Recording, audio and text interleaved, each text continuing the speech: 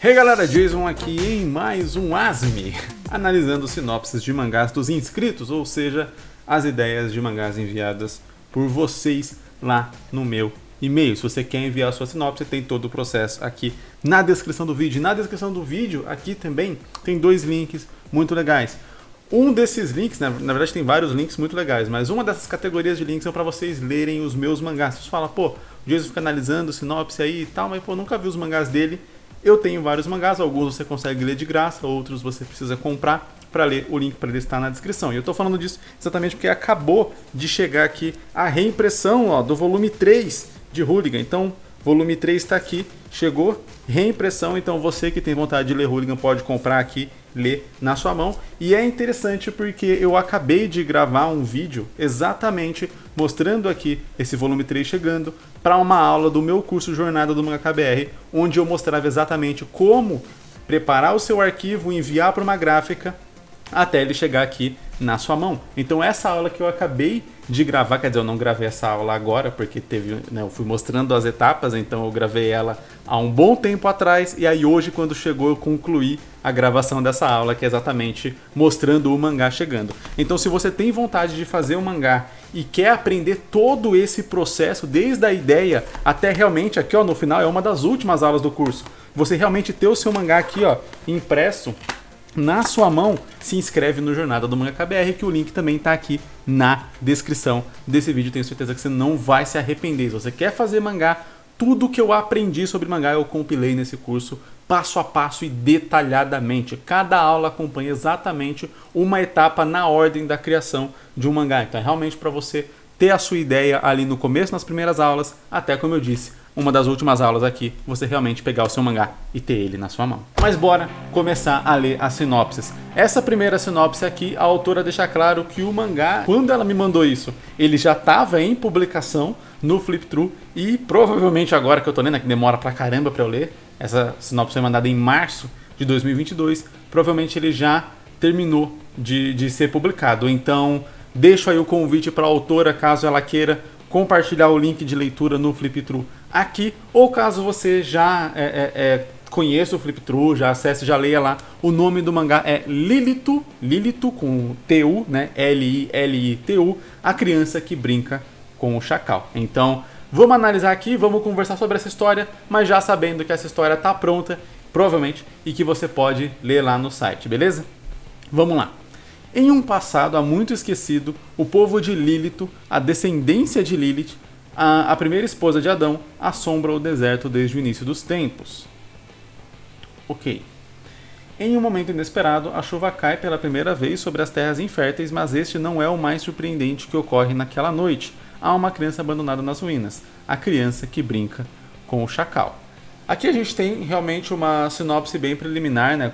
Contextualizou ali um pouco do cenário, mas a gente não tem uma relação direta ali com a criança, que eu acredito que vai ser o foco do tema, né? E eu acredito que Chacal talvez tenha alguma relação, já que a história se passa no deserto, eu acredito que Chacal pode ter alguma certa relação aí com Anubis, né? Com o deus da morte, apesar de que Lilith seria mais da parte cristã, digamos, da crença, cristã ali, né? Por ser a primeira esposa de Adão, etc. Não sei se teria essa junção de mitologias nessa história. Mas que eu particularmente acho bem legal quando a gente faz essa junção de mitologias em histórias, porque todas essas crenças, elas fizeram parte do nosso mundo, só que em épocas diferentes e por povos diferentes.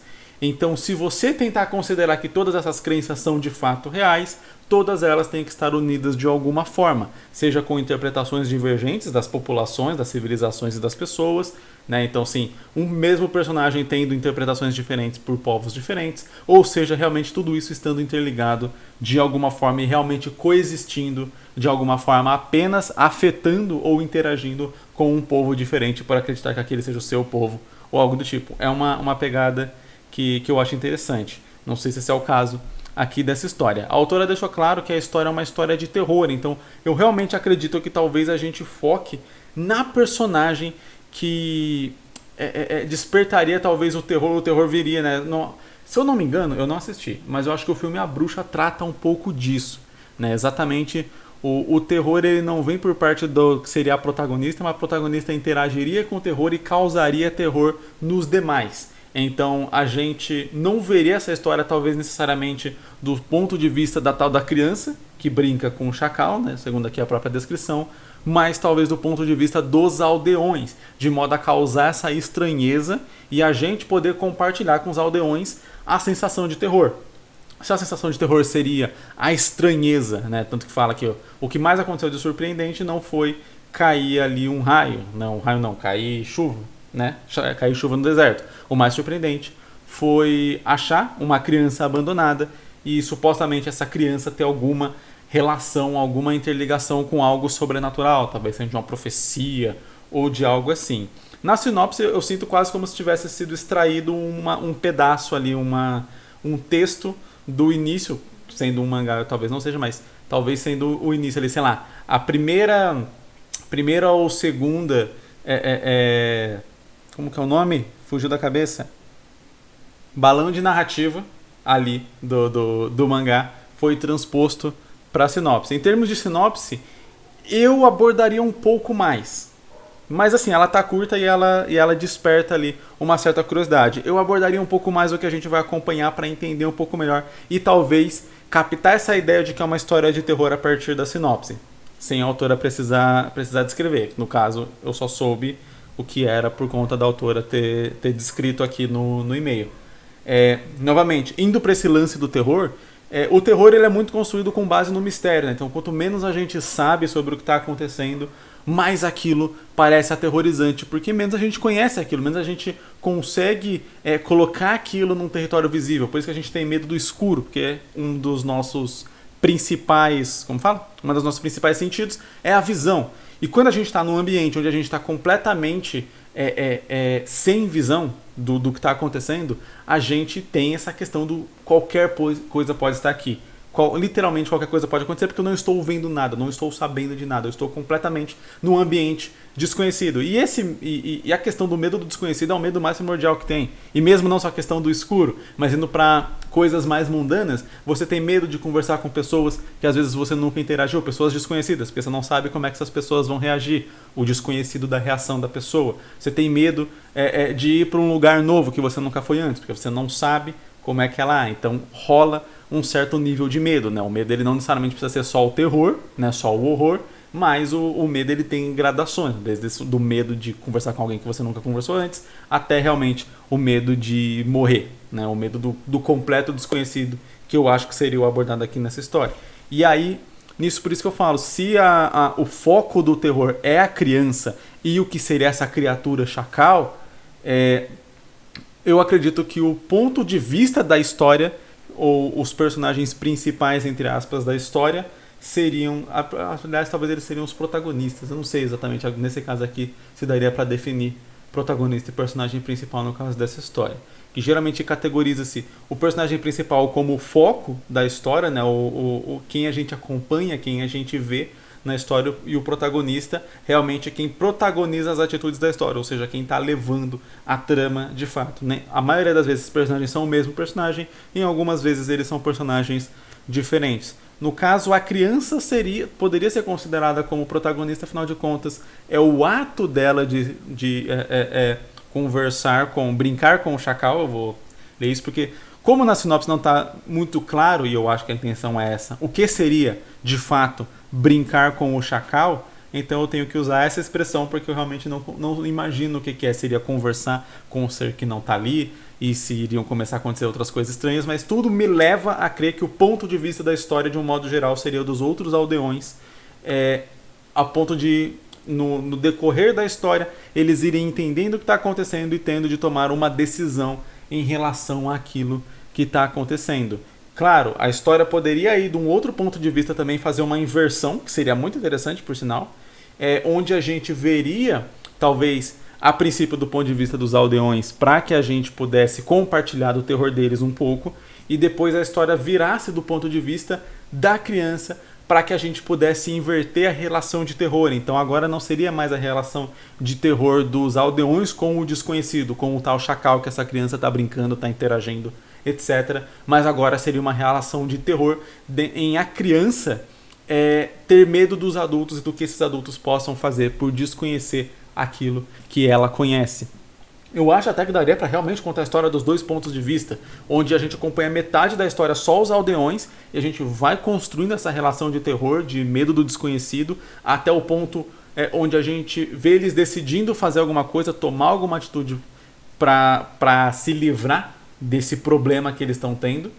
E aí a gente inverte a curva narrativa, né? A gente inverte a visão narrativa para dar criança, onde ela vai ver o que esses aldeões estão fazendo e aí vai ter medo deles, e a gente vai inverter também a perspectiva de terror. Antes a gente tinha terror da criança, a gente tinha medo da criança, e agora a gente vai ter medo dos aldeões.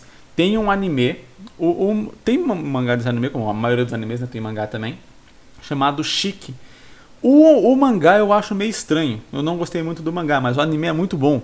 E ele trabalha exatamente, perfeitamente essa inversão que eu tô falando. Ele também tem uma pegada bem de terror, e vale muito a pena, vale muito, muito a pena mesmo. É um dos poucos animes assim, de vampiro que eu sinto que consegue estabelecer a relação de vampiro mais clássica ali e fazer uma ótima história sem só usar o vampiro como mais um ser super poderoso ali, que poderia ser, você poderia trocar o nome vampiro por qualquer outro nome, né?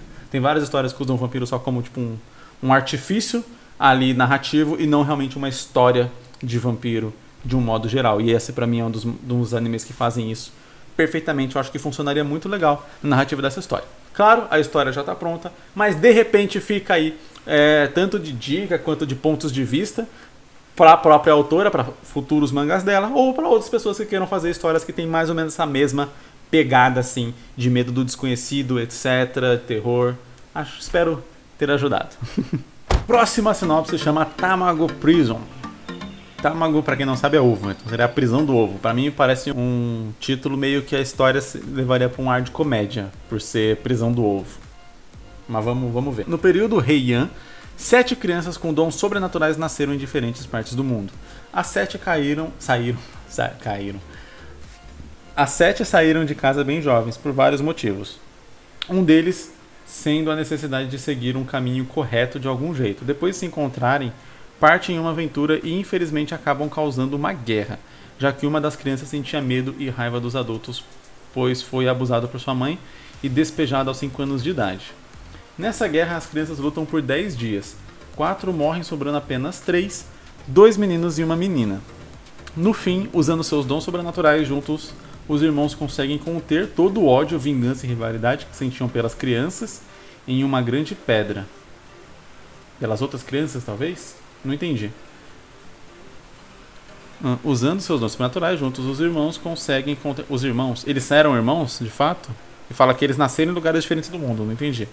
Conter todo o ódio, vingança e rivalidade que sentiam pelas crianças, pelos que morreram. A guerra foi entre eles? Eu não entendi. Assim, estilhaçando-a e lançando as partes dela em todo mundo. Um certo dia de 2012, Fuyuki e Victor Timothy estão caminhando na rua até que Fuyuki encontra uma parte dessa pedra e acaba ficando fora de si, atacando seu irmão e sendo preso por vários motivos. Assim, entrando na prisão Tamago. Uma prisão que abriga menores de 18 anos e que já tiveram contato com a Lapis Cossinius, a rocha escarlate, que, né, que o povo lá despejou. Junto com Fumiko Saito e Ko, resolvendo os mistérios, combatendo formidáveis inimigos, ao tentar chegar ao ponto de controle embaixo da terra. Entendi. Uma coisa que me preocupa nessa história é aquele fato do background muito grande para talvez uma história mais simples que não precisaria de tudo isso para acontecer. Eu achei interessante a ideia lá das 7 crianças e tal, e aí meio que ter todo esse lance aí de eles terem colocado o ódio deles e tal nessa pedra e destruído a pedra, mas na verdade não destruíram, né? Os fragmentos caíram por aí e tal, foram espalhados, e aí beleza, anos e anos depois algumas pessoas entram em contato com isso e acabam, sei lá, tendo acesso a esse ódio e coisa assim. O que me chamou a atenção é o lance de, por exemplo, fala lá, a prisão Tamago, que eu aconselho fortemente a mudar o nome.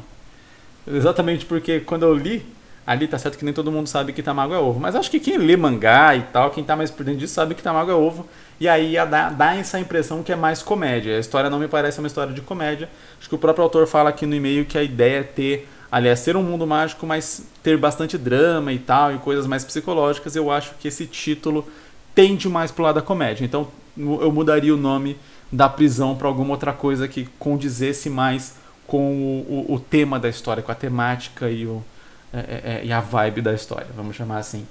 E aí fala, uma prisão que abriga menores de 18 anos que já tiveram contato com a lápis cossíneos. Tipo, é uma prisão muito específica.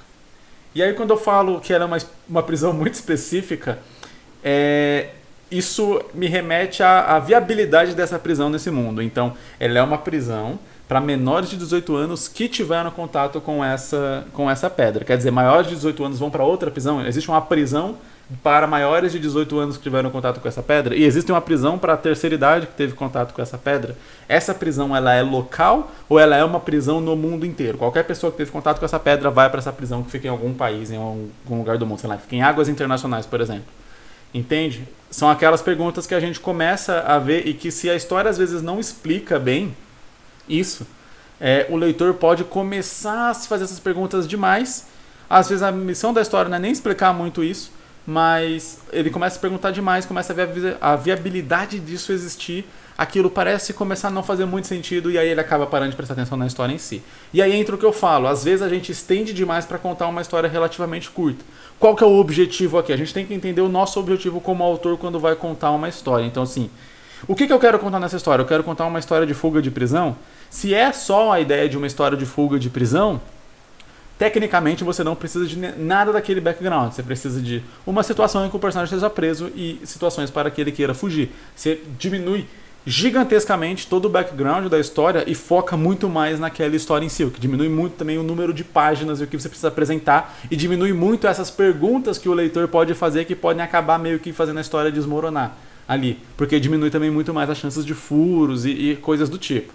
Mas beleza, aí voltando, qual é o meu objetivo como autor? Eu quero contar essa história aqui, mas eu quero que existam algum tipo de poder.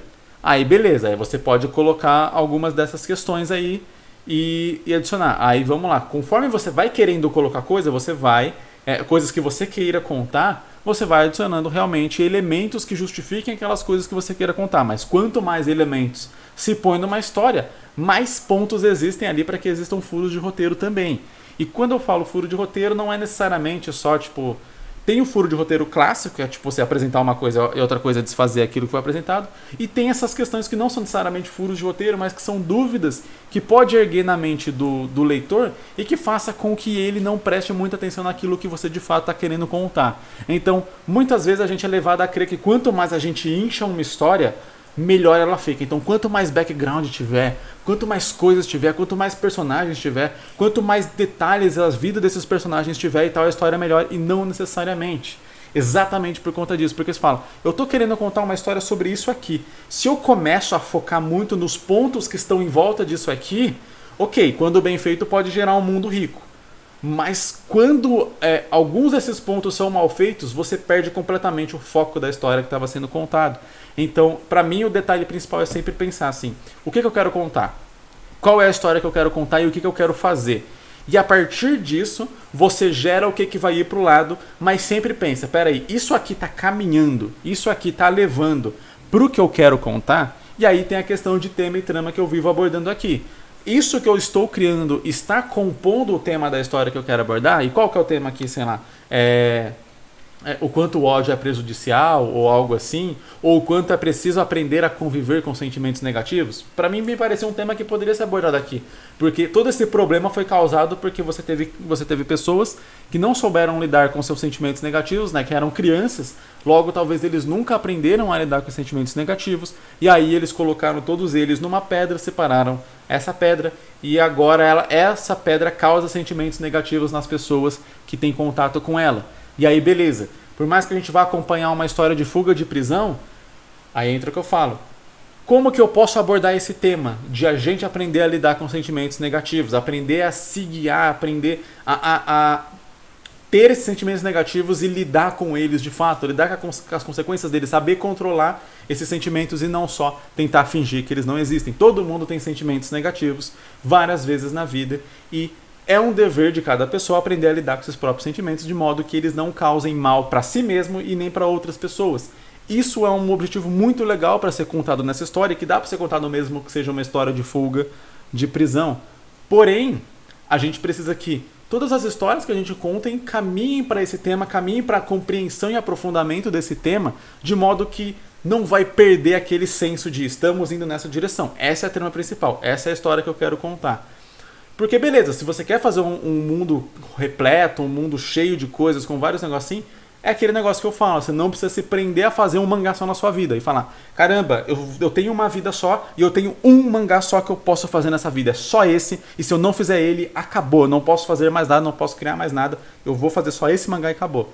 Não precisa ser isso, você pode contar outras histórias nesse mesmo universo que você criou. Você pode quebrar esse universo em universos diferentes, histórias diferentes, de modo que elas sejam mais simples e fáceis de compreender e que você possa abordar as histórias e contar as histórias que você quer contar naquele universo ou em outros universos.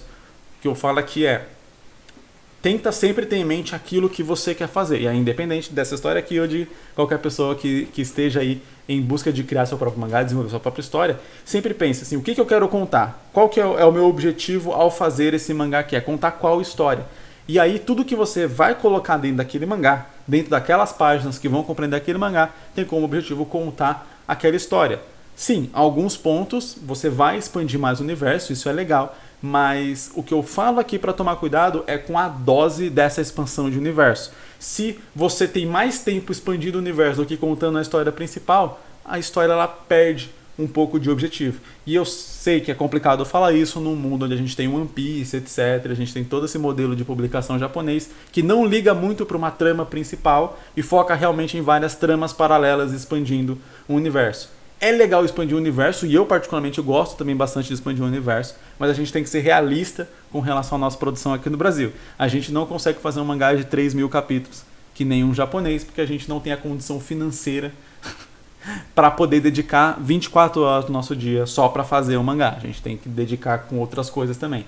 Eu torço e trabalho para que um dia seja possível fazer isso aqui no Brasil, mas hoje, enquanto eu gravo esse vídeo, não é possível. Então, é interessante que a gente consiga fechar um mangá, que igual eu falei lá no começo, fechar um mangá e ter ele até o final aqui na nossa mão, para que ele esteja aqui, ó, pronto, publicado e possa ser lido. E até irônico eu falar aqui exatamente isso com o Hooligan, porque Hooligan foi um mangá que eu fiz durante 5 anos e ele não tá pronto, e eu vou precisar provavelmente de mais uns 5 anos para fazer ele. Eu fiquei um bom tempo parado exatamente porque, infelizmente, não dá pra gente largar toda a nossa vida só para fazer o que a gente quer fazer, porque no Brasil ainda não está funcionando desse jeito as coisas. Então tive que ficar com o Hooligan parado por um tempo.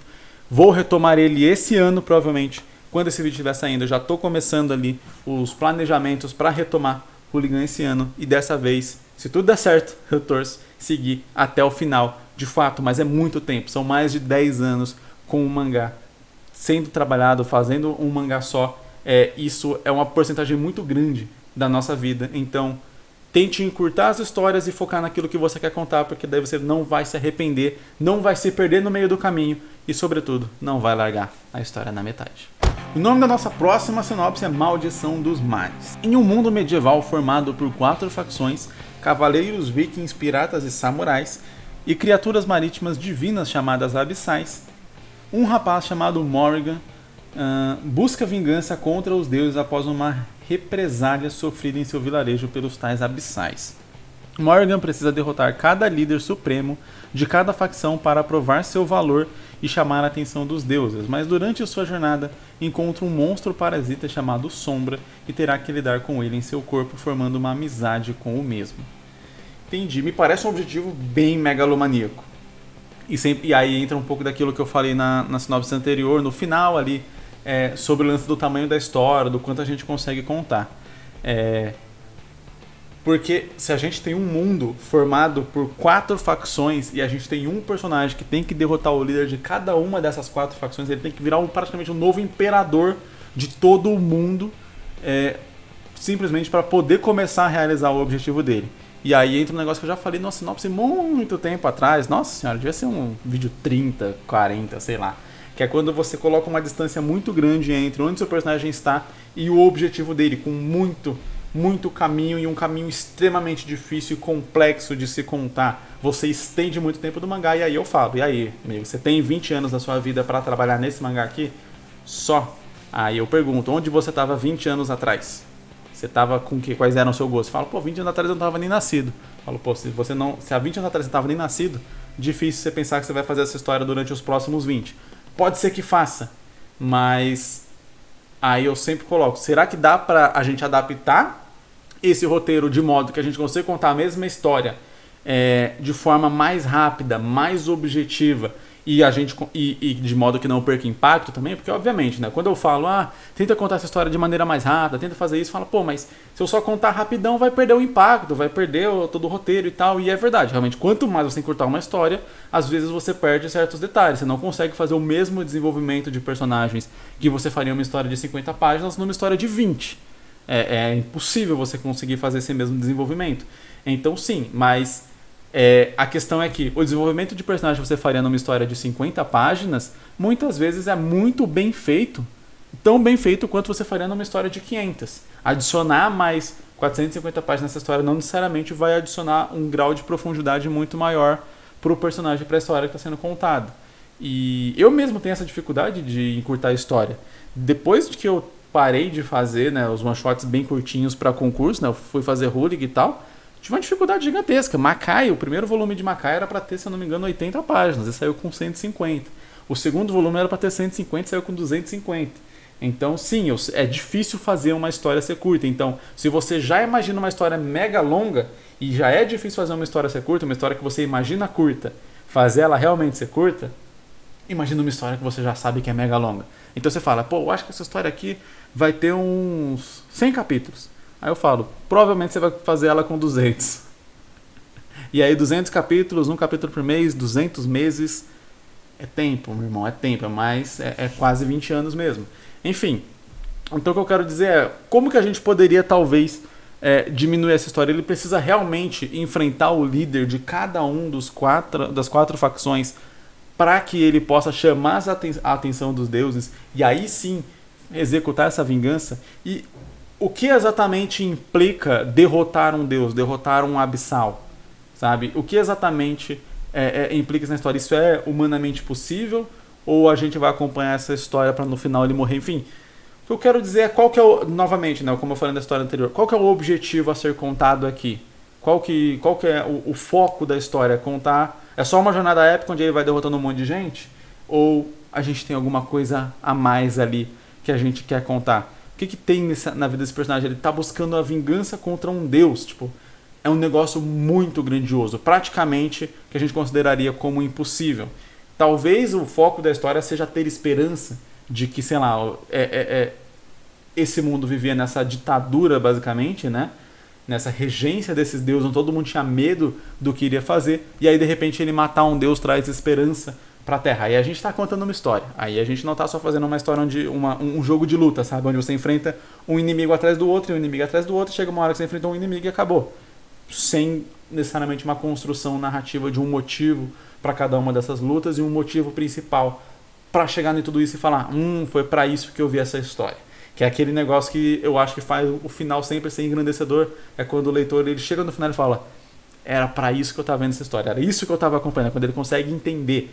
Recentemente, né, eu joguei um jogo que ficou relativamente conhecido, Stray, que é o jogo do gatinho. Ele ficou conhecido como o jogo do gatinho. Você joga com o gatinho o jogo inteiro. E o jogo é muito legal, é muito bem feito. Mas você vai jogando o jogo e você vai conhecendo aquele universo, e é muito legal, o universo é muito bem construído, só que ele realmente parece não ter um propósito muito grande. Ele tem um propósito ali definido muito claro, só que quando você termina o jogo, você entende por que aquela história estava sendo contada, e aquilo ali faz um sentido muito maior dentro de você, e completa, amarra toda a história de um jeito assim, magnífico, cara. O final daquele jogo é incrível. E é um jogo rápido de jogar. Eu recomendo bastante aí quem gosta de videogame jogar Stray. Enfim... E aí nessa história aqui, eu sinto que ela pode ter isso, só que, novamente, me parece aquele objetivo que parece quase impossível. E fica legal você mostrar um objetivo quase impossível e ele ser realizado. Porém, esse objetivo quase impossível, ele vai parecendo se tornar bem mais possível a partir do momento que ele derrota ali os líderes dos reinos. Talvez, beleza, ele possa, vamos dizer assim... ir em direção, já que essas criaturas elas ficam no mar ou algo assim, ele possa tentar ir em direção aos templos ou qualquer coisa de culto a essas criaturas para ir e aí ele perceber que não vai conseguir fazer aquilo sozinho e traçar um novo objetivo, que talvez seria realmente juntar um grande exército, fazer alguma coisa, enfim. Alguma coisa que justifique ele derrotar um deus, né? Dentro da história, isso precisa ser justificado. O leitor precisa entender em algum momento que, tipo, ele tem algum pingo de chance de enfrentar aquele deus. Quando fala ele precisa enfrentar o líder das 4 facções para chamar a atenção, isso me leva a crer que os deuses estão diretamente interligados a essas facções, porque senão não me parecia um objetivo muito conectado, sabe? Tipo, eu preciso matar esses caras para poder enfrentar aquele deus lá. Fala, por quê? Não parece casar as ideias. Agora sim, claro, se esses líderes foram colocados lá, elegidos ou qualquer coisa do tipo, direto a mandato dos deuses, realmente enfrentar eles poderia realmente chamar a atenção para fazer alguma coisa maior.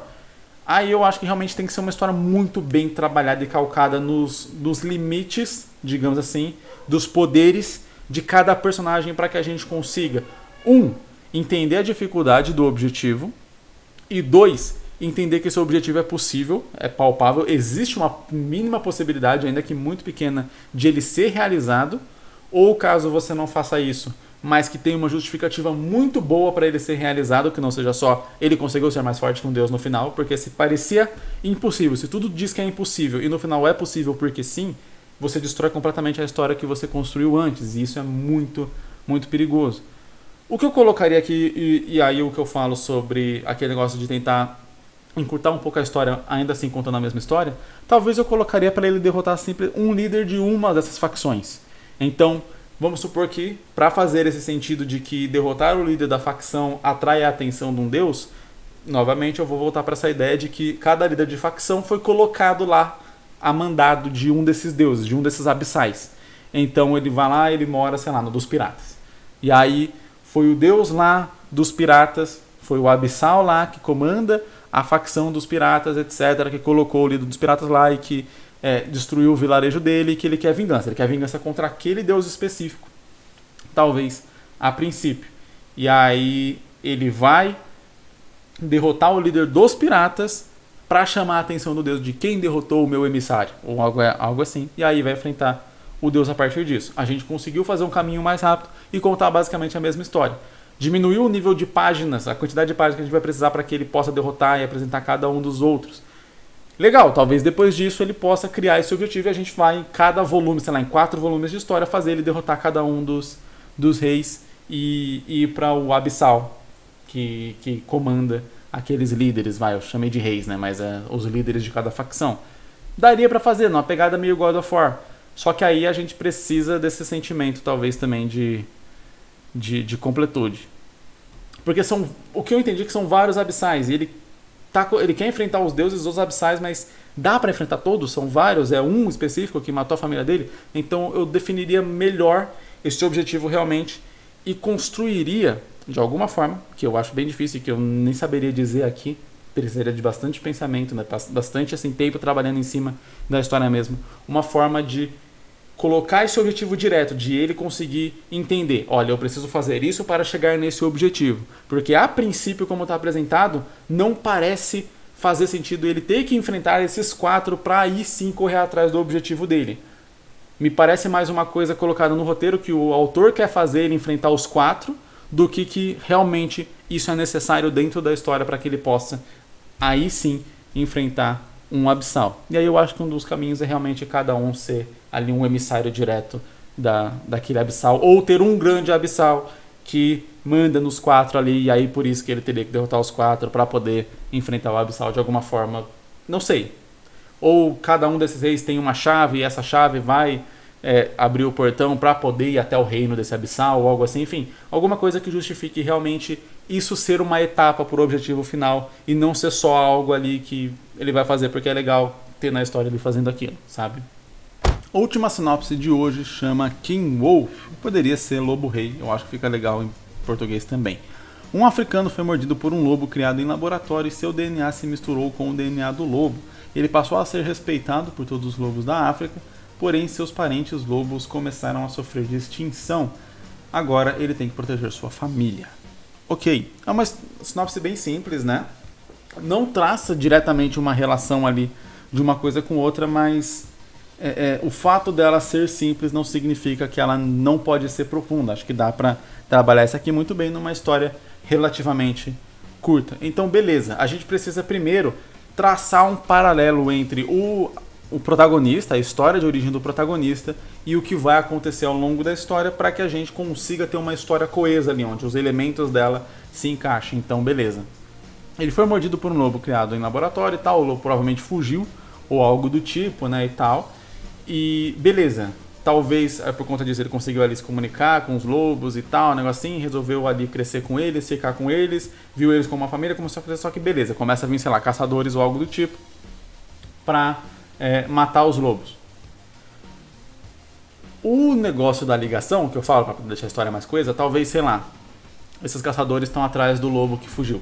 Do lobo que teve o DNA alterado, porque, enfim, com certeza foi um experimento de milhões e tal, dinheiro, não sei o que, vai lá mandar. E aí eles começam a matar os lobos, porque eles não sabem qual lobo que era o negócio. Então eles falam, eu vou matando e vou levando. A gente vai matando e vai levando, sei lá, vai ver a empresa tá pagando. Tipo, ó, eu pago não sei quanto ali, $500 para cada cabeça de lobo que você trouxer para mim, porque a gente tem que achar esse lobo de um jeito ou de outro. Ele é igualzinho um lobo normal, então vocês não vão conseguir diferenciar qual é qual, logo sai matando tudo. E aí, beleza, o cara tem um motivo claro de, proteger a família no sentido de ele gosta dos lobos estão morrendo, ele vai proteger. 2, se sentir responsável diretamente por aquilo, porque foi o lobo que mordeu ele e talvez ele possa até ter ajudado a libertar o lobo, sei lá, enfim, ele pode ter alguma culpa maior ali de modo que ele se responsabiliza ainda mais pela situação que está acontecendo a ponto de ter que fazer alguma coisa. E aí, beleza, a gente criar uma linha direta de o que precisa ser feito para poder resolver o problema da história, né? Você fala, agora ele tem que proteger a sua família, você pode fazer só uma história onde ele fica parado e cada caçador que vem ele mata, e aí a história fica mega monótona.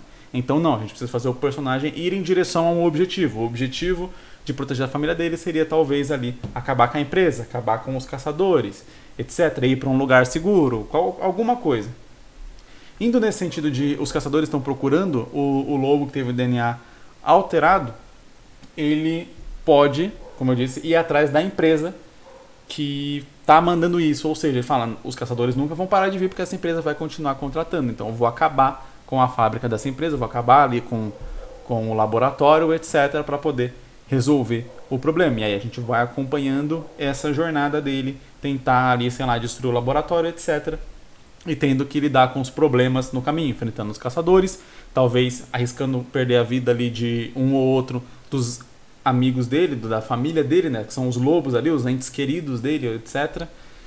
Para poder deixar a história mais profunda. Aqui tem um desafio muito grande, que é conseguir fazer uma espécie de comunicação entre ele e os lobos, de modo que os lobos não vão necessariamente falar. Então você não vai ter vai ter diálogo ali, você vai precisar trabalhar com expressão de animal, e se já é difícil trabalhar com expressão humana em mangás mudos, né, mangás sem balões de fala, com expressão de animais então é incrível, assim, é uma maravilha de um desafio.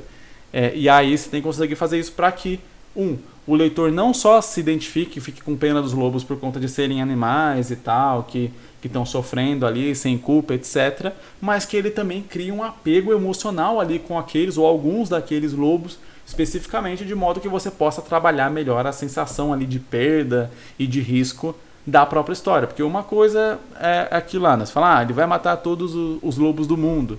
E aí, beleza. Qualquer pessoa fala, não, é errado matar todos os lobos do mundo, mas você não tem uma conexão emocional direta com aquilo quando alguém falasse, ele vai matar a sua mãe, ele vai matar o seu namorado, vai matar sua namorada, seu filho, seu irmão, sabe? Você tem uma relação direta ali com aquela pessoa.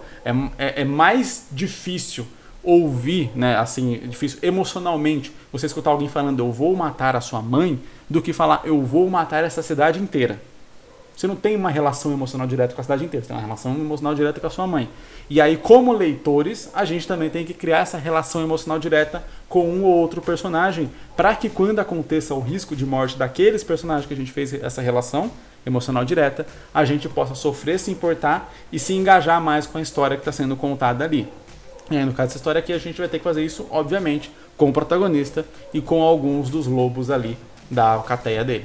E essas foram as sinopses de hoje, espero que você tenha gostado, espero que tenha te ajudado. Deixa aqui nos comentários se você gostou e quais seriam as suas próprias dicas e guinadas para a história. Se você quer ter a sua sinopse lida aqui, você pode enviar na descrição, sabendo que vai demorar um pouco, mas caso você precise ter ela lida mais rápido, você pode também se tornar membro, ajudando aqui o canal a continuar produzindo conteúdo, e aí você também fura a fila aí e tem a sua sinopse lida mais rápido. Você pode também, claro, comentar sua sinopse aqui nos comentários, porque outros inscritos, outras pessoas ali, outros roteiristas, autores, vão ler, vão comentar e vão interagir com você ali, apesar de ela não entrar aqui na lista pelos comentários. Para que ela seja lida por mim é só realmente no processo tá aqui na descrição, mas de qualquer modo dá para interagir. Você tem também o Discord do canal, que também tá aqui na descrição. Sei lá, você também pode comentar sua sinopse, comentar sua história, postar suas páginas, postar o link de leitura do seu mangá. Você pode interagir aí com outras pessoas que também estão criando mangá. E claro, se você tá nesse processo de criação de mangá, o curso Jornada do Mangaka BR vai com certeza